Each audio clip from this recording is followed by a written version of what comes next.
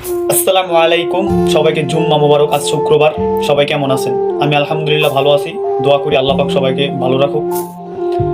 গত কয়েকদিনের ব্যবধানে সৌদি আরব পুলিশ প্রায় 7 থেকে 8 হাজার বাংলাদেশি প্রবাসী ভাইদেরকে গ্রেফতার করছে। আপনারা সবাই ভিডিওটা শেয়ার করে দেবেন যাতে প্রত্যেকটা প্রবাসী ভাইয়ের কাছে ভিডিওটা পৌঁছায় যায়। কেননা আমরা কেউ জানি না কতদিন অভিযান থাকবে সঠিকভাবে, এবং কি তারাও হয়তো জানে না কতদিন থাকবে।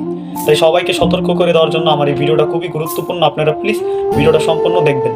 তারা যে শুধু এক্সপায়ার লোক অথবা হুরুপ মারা খরচ তাদেরকে গ্রেফতার করছে তেমন না বিষয়টা। যাদেরকে কিছুটা সন্দেহ লাগতেছে তাদেরকে গ্রেফতার করতেছে।